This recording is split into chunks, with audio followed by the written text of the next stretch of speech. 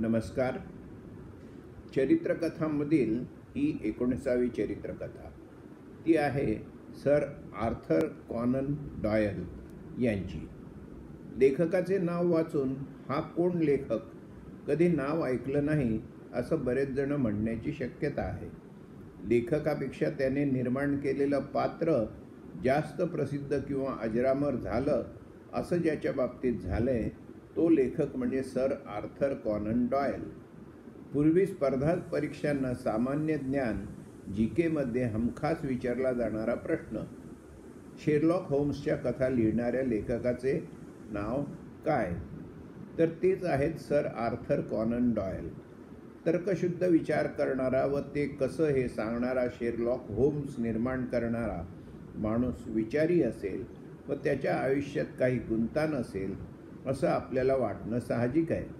चला आपण त्याच्या आयुष्यात डोकावूया. डॉयलचा जन्म 22 मे 1889ला एडिनबर्ग, स्कॉटलंड येथे झाला.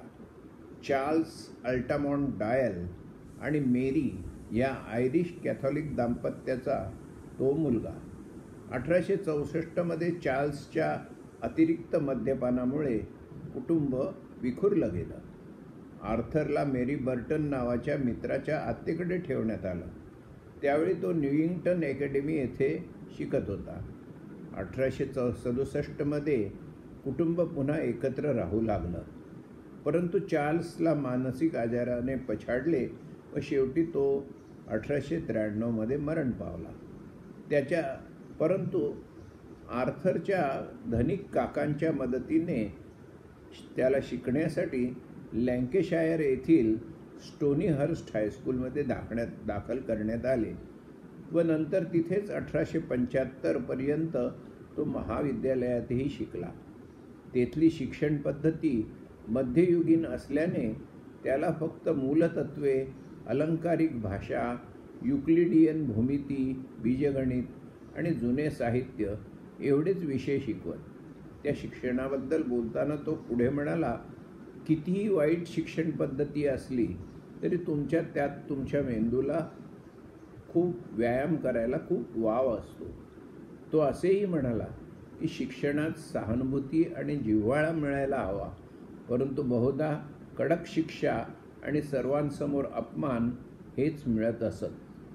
1875 ते 76मध्ये ऑस्ट्रियामध्ये जेझुईट स्कूलमध्ये तो शिकला.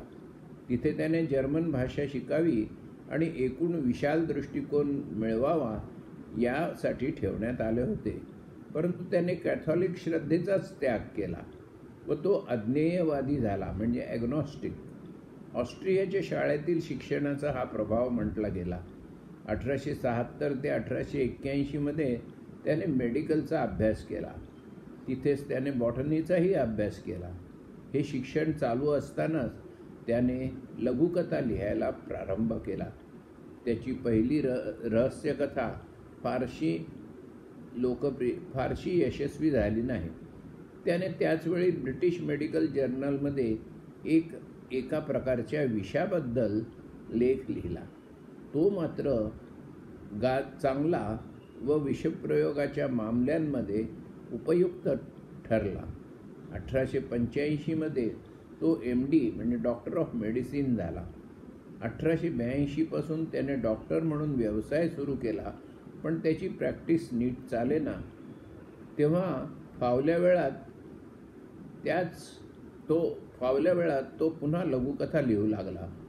साथीच्या रोगावरची लस घेणं हे सक्तीचं असावं हे त्याचं दृढ मत होतं व तो तसा प्रचार करत होता. 1891मध्ये त्याने नेत्रतज्ञ होण्यासाठी व्हिएन्ना येथे अभ्यास सुरू केला. 1892मध्ये तो नेत्रतज्ञ म्हणून त्याने विम्पोल स्ट्रीट, डेव्हनशायर येथे व्यवसाय सुरू केला. त्याने लिहिले आहे की त्याच्या दवाखान्यात डोळे तपासायला क्वचितच कोणी येत असे व त्याचा व्यवसाय चालत नव्हता.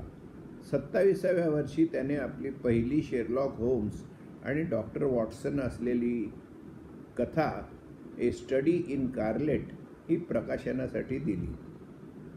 तेव्हाच्या चांगल्या वृत्तपत्रात त्या संबंधी चांगली परीक्षणे लिहून आली. शेरलॉक होम्सचं व्यक्तिचित्र हे बरेचसे आर्थरच्या युनिव्हर्सिटीतील एका शिक्षकाशी, मिस्टर जोसेफ बेल यांच्याशी मिळते जुळते होते. 1892च्या एका पत्रात तो त्या शिक्षकांना लिहितो, शेरलॉक होम्सच्या व्यक्तिरेखेसाठी मी तुमचा ऋणी आहे यात शंका नाही, कारण तर्कशुद्धता, माहीत असलेल्या गोष्टीवरून योग्य तर्क करणे व निष्कर्ष काढणे इत्यादी गोष्टी तुम्हीच अभ्यासात माझ्याकडून घोटून घेतल्यात. पुढे आपल्या आत्मचरित्रातही तो म्हणतो, ही काही आश्चर्याची गोष्ट नव्हे की मी जेव्हा रहस्यकथांमध्ये विज्ञाननिष्ठ डिटेक्टिव्हचे खाजगी गुप्तहेराचे पात्र रंगवायचे ठरवले तेव्हा मी प्रोफेसर बेल यांच्या पद्धतीत सुधारणा व वाढ करून शेरलॉक होम्स या डिटेक्टिव्ह पात्राची निर्मिती केली. गुन्ह्याची उकल करण्यासाठी हा गुप्तहेर गुन्हेगारांच्या चुकांवर अवलंबून न राहता स्वतःच्या कुशाग्र बुद्धिमत्तेने वस्तुनिष्ठ परीक्षण करून अपराधी शोधून काढू लागला. डॉक्टर जेम्स वॉटसन हा आर्थर डॉयलचा एक सहाध्यायी डॉक्टर होता. डॉक्टर वॉटसन हे नाव त्याने मित्राचंच घेतलं, पण पहिलं नाव मात्र बदललं. रॉबर्ट स्टीव्हन्सननेही प्रोफेसर बेलचा शेरलॉकवरचा प्रभाव ओळखला होता व आर्थर डॉयलनं त्यासंबंधी पत्र लिहून विचारणा केली होती. वॉर्ड लॉक कंपनीने आपला गैरफायदा घेतला असे वाटून पुढील कथा त्याने स्ट्रँड मासिकामध्ये प्रसिद्ध केल्या. विम्पोल स्ट्रीटच्या मेडिकल व्यवसायासाठी घेतलेल्या ऑफिसमध्ये बसून, म्हणजे ते मेडिकल कन्सल्टिंग करण्याऐवजी त्याने पहिल्या 5 होम्स कथा लिहिल्या. त्याच्या कथा खूपच लोकप्रिय झाल्या व होम्स कथांना खूप मागणी आली. 1891मध्ये आर्थर आईला पत्रात लिहितो, मला आता होम्सला मारावे असे वाटू लागले. इतका तो ते पात्र रंगवायला कंटाळला होता. पण आईने त्याला सांगितले, तू असं काही करणार नाहीस, तसा विचारही करणार नाहीस, तू असं करू शकत नाहीस. मागणी पुरी करणं अशक्य वाटल्यामुळे त्याने आपल्या लिखाणाची किंमत दुपटीहून अधिक केली की त्यामुळे ती मागणी कमी व्हावी. परंतु सर्व प्रकाशक तो म्हणेल ती किंमत देऊन त्याच्या कथा घ्यायला तयार होते. आर्थर डॉयलला ऐतिहासिक कादंबऱ्या लिहिण्याची इच्छा होती, म्हणून 1893मध्ये त्याने द फायनल प्रॉब्लेम या कथेत सराईत गुन्हेगारीच्या म्होरक्या मोरियार्टी व होम्स दोघेही कड्यावरून कोसळून खाली पडतात व मरतात असे दृश्य लिहून शेरलॉकचा शेवट केला. परंतु होम्सच्या मृत्यूनंतर एवढा लोकक्षोभ झाला की त्याच्या पुढच्या प्रसिद्ध झालेल्या हाऊंड्स ऑफ बास्करव्हिल या कादंबरीत त्याला होम्सला जिवंत करून परत आणावे लागले. 1903मध्ये लिहिलेल्या एका लघुकथेत त्याने असे स्पष्टीकरण दिले की कड्यावरून फक्त एकटा मोरियार्टीच पडला होता, परंतु होम्सच्या विरुद्ध असणाऱ्या इतर मोठ्या गुंडांना चकविण्यासाठी होम्सही पडल्याचे दाखवले होते. ज्या धबधब्याच्या ठिकाणी तो पडला असे म्हटले जात होते त्या गावात आजही एक दिवस होम्सचा उत्सव साजरा केला जातो. 1927पर्यंत होम्स 56 कथा व 4 कादंबऱ्यांमधून वाचकांना भेटला आणि खूप लोकप्रिय झाला. तसेच इतर अनेकांनीही खाजगी गुप्तहेराला शेरलॉक होम्स हेच नाव आपल्या कथांमधून घेतलं. शेरलॉक होम्सविषयी इतरही बरंच लिखाण आर्थर डॉयलने केलेलं आहे. शेरलॉक होम्स शिवाय इतरही बरंच लिखाण आर्थर डॉयलने केलेलं आहे. डॉक्टर झाल्यावर सुरुवातीला त्याने काही बोटीवर डॉक्टर म्हणून काम केले होते. त्या अनुभवाने त्याने mystery of Cloomber, captain of the pole star व इतर कादंबऱ्या समुद्र प्रवास, नौका बुडणे आदी गोष्टींवर रचल्या व त्याही लोकप्रिय झालेल्या आहेत. डॉयलने 7 ऐतिहासिक कादंबऱ्या लिहिल्या आहेत. त्याने त्याच्या स्वतःच्या मते तसेच समीक्षकांच्या मते ह्या ऐतिहासिक कादंबऱ्या हे त्याचे सर्वोत्कृष्ट लिखाण आहे. त्याशिवाय त्याने 9 कादंबऱ्या लिहिल्या. त्यातील वैज्ञानिक कादंबऱ्यांमध्ये त्याने प्रोफेसर चॅलेंजर हे विशेष पात्र निर्माण केले व तेही होम्स एवढे नाही तरी पण बरेच लोकप्रिय झाले. इतर कादंबऱ्यात नेपोलियन काळातील फ्रेंच ब्रिगेडियर गेरार्ड हे पात्रही वैशिष्ट्यपूर्ण आहे. आर्थर डॉयलने लिहिलेली नाटकेही रंगमंचावर गाजली. Waterloo, the house of Temperley, the speckled band ही ती नाटके होत. शेरलॉक होम्सवर नंतर अनेक चित्रपट मालिका झाल्या. त्यात शेरलॉकचे काम करणे हे प्रतिष्ठेचे मानले गेले. रंगमंचावर 1990 पर्यंत त्याचे 25,000 प्रयोग झाले होते. तर गिनेस बुकमध्ये चित्रपट, नाटक, मालिका इत्यादीमध्ये सर्वात जास्त आलेले पात्र म्हणून होम्सची नोंद केली गेली आहे. आर्थर डॉयल पोर्ट्समाउथ फुटबॉल असोसिएशनतर्फे AC स्मिथ या नावाने फुटबॉल खेळत असे.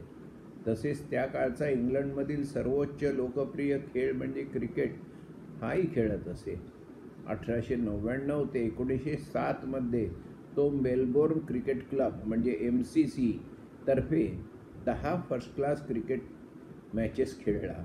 त्याने एका फर्स्ट क्लास मॅचमध्ये दस्तूरखुद्द WG ग्रेस यांचीच विकेट काढली व खुशीने आपल्या या यशावर एक कविताही लिहिली. त्याला बॉक्सिंगमध्ये रस होता. जगातील पहिली बॉडी बिल्डिंग स्पर्धा झाली तेव्हा तो 3 परीक्षकांपैकी एक होता. तो उत्तम गोल्फरही होता. बिलियर्ड्स आणि स्कीइंगमध्ये तो भाग घेत असे. 1885 मध्ये त्याचा विवाह लुईजा हॉकिन्सशी झाला. लुईजा डॉयलच्या एका रुग्णाची बहीण होती. 1907 मध्ये क्षयरोगाने लुईजा मरण पावल्यावर त्याने जीन लॅकी या मैत्रिणीबरोबर विवाह केला. खरं तर जीन लॅकीबरोबर त्याचे 1997 पासूनच प्रेम होते, पण त्याने आपली पहिली पत्नी जिवंत असेपर्यंत जीनबरोबरचे संबंध मानसिक, भावनिक म्हणजे प्लॅटॉनिक पातळीवरच ठेवले. जीनने मात्र त्याची शेवटपर्यंत साथ केली. तो 1930 मध्ये 71व्या वर्षी हृदयविकाराच्या झटक्याने निधन पावला, तर जीन त्यानंतर 10 वर्षे राहिली. त्याला पहिल्या पत्नीपासून 2 व जीनपासून 3 अशी एकूण 5 मुले झाली. या 5ही मुलांना पुढे स्वतःचे मूल नसल्याने त्याचे वंशज नाहीत. त्याने दक्षिण आफ्रिकेत बोअर वॉरच्या वेळी फिजिशियन म्हणून 1900 मध्ये काम केले. त्यावेळी त्याने द ग्रेट बोअर वॉर हे पुस्तक लिहिले. दुसऱ्या एका पुस्तकात त्याने बोअर वॉरची कारणे लिहून ब्रिटिशांची युद्धातली बाजू कशी योग्य होती हे सांगितले. 1902 मध्ये त्याला नाईट बॅचलर हा किताब 7व्या किंग एडवर्डकडून बकिंगहॅम पॅलेसमध्ये मिळाला. इतरही अनेक सन्मान त्याला मिळाले. तेव्हापासून तो सर आर्थर झाला. त्याने राजकारणातही भाग घेतला. तो 2दा लिबरल युनियनिस्ट म्हणून निवडणुकीसाठी उभा राहिला, पण दोन्ही वेळेला तो निवडून आला नाही. शेरलॉक होम्स हे नाव घेऊन निवडणुकीला उभा राहिला असता तर मात्र कदाचित तो पडला नसता. अत्यंत तर्कशुद्ध विचार करणारं पात्र निर्माण करणाऱ्या डॉयलचा परामानस अस्तित्वावर मात्र दृढ विश्वास होता. भूतयोनी म्हणा, यक्षिणी म्हणा की आणखी काही नावे द्या, पण त्यांचं अस्तित्व असण्याची शक्यता नव्हे तर असं अस्तित्व आहेच अशी त्याला खात्रीच होती. प्रख्यात जादूगार हाऊदिनी हा आधी त्याचा मित्र होता. हाऊदिनीने स्वतः सांगितले की तो ज्या जादू करतो त्यात असं परामानस असं काही नाही. तरी डॉयलने ते मान्य केलं नाही व त्यांच्यातला वाद एवढा विकोपाला गेला की त्यांची मैत्री तुटली. त्याने ब्रिटनमधील स्पिरिच्युअलिस्टना नेहमीच पाठिंबा दिला. त्या काळी अनेक जण मेलेल्या व्यक्तीच्या मरणोत्तर अस्तित्वावर विश्वास ठेवत व काही जण तसे दावे करत. प्लॅन्चेटचे प्रयोग चालत. अशाच एका मोठ्या प्रकरणाला पिल्ट डाऊन होक्स असं म्हटलं जातं. एका उत्खनन करणाऱ्याने आपल्याला फार जुना हाडांचा सांगाडा सापडल्याचा दावा केला व त्याचे दातही पुरावा म्हणून सादर केले. पुढे जसजशी प्रगती झाली तसे DNA चाचणीत तो सांगाडा, दात इत्यादी अलीकडेच पुरले असं सिद्ध झालं. परंतु मध्यंतरीच्या काळात डॉयलने त्यांना पाठिंबा दिला. त्यामुळे अनेकांनी संशय घेतला की ह्या बनावामध्ये डॉयल सामील होता. परंतु पुढे ज्याने हा बनाव रचला होता त्यानेच सर्व मान्य केलं व हे नक्की झालं की डॉयलचा त्याच्याशी काहीही संबंध नव्हता. फक्त त्याने शक्यता पाहून पाठिंबा दिला होता. असा हा जगप्रसिद्ध लेखक. त्याच्या रहस्यकथातील शेरलॉक होम्सला मात्र त्याने खरंच साहित्यात अजरामर केलं. इतकं की आज बेकर स्ट्रीटवर शेरलॉक होम्सचे राहण्याचे ठिकाण पूर्वीचे शेरलॉक होम्सचा पुतळा आहे व लंडन टूरमध्ये तो प्रवाशांना आवर्जून दाखवला जातो. सर आर्थर डॉयल यांचा पुतळा त्यांचे घर जिथे होते त्या क्रोबरो हाऊस येथे आहे. होम्सचा पुतळा एडिनबर्गलाही होता, परंतु 1970 नंतर तो पाडण्यात आला. आजही शेरलॉक होम्स मात्र अनेकांच्या आठवणीमध्ये कायम आहे. धन्यवाद.